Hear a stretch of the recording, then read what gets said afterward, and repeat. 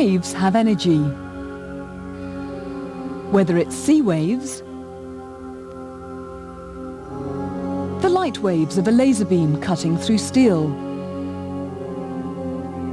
waves in the Earth's crust causing earthquakes, or the waves which made the Tacoma Bridge shake itself apart in 1940.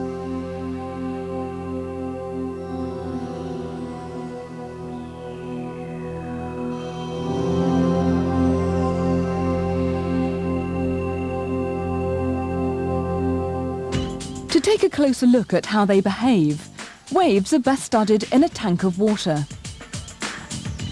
The water appears to be moving from right to left.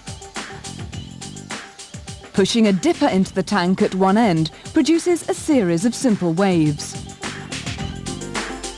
The waves move along, but place a float in the water and it stays where it is. So what is moving, and in what direction? To look at waves in more detail, models have been devised to help explain their motion. Focus on just the orange spot and you'll see that it moves up and down. It oscillates. Although the waves travel from right to left, the particles on the surface of the water are simply bobbing up and down. This movement is at right angles to the direction in which the waves travel, so it's called a transverse wave.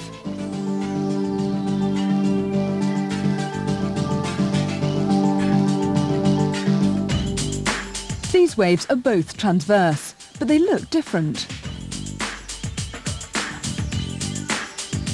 The difference is the distance from one peak to the next. It's called the wavelength and is measured in meters.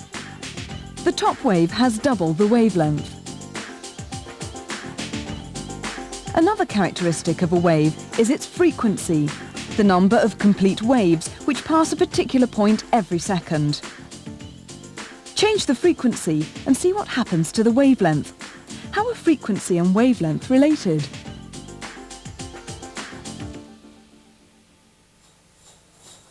You can produce a simple transverse wave by moving a spring from side to side. Another type of wave is given a different name. This time a pulse is sent along the line of the spring. It's called a longitudinal wave. Fix a marker to one part of the spring and you can see that once again there's an oscillation. But this time the motion is backwards and forwards. For both types of wave, energy is transmitted along the spring, but the spring itself doesn't move forwards. Energy is transferred, but matter isn't.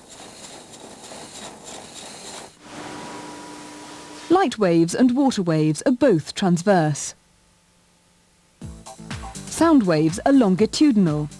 They're a series of compression waves travelling through the air. Earthquakes are caused by both transverse and longitudinal waves travelling through the ground.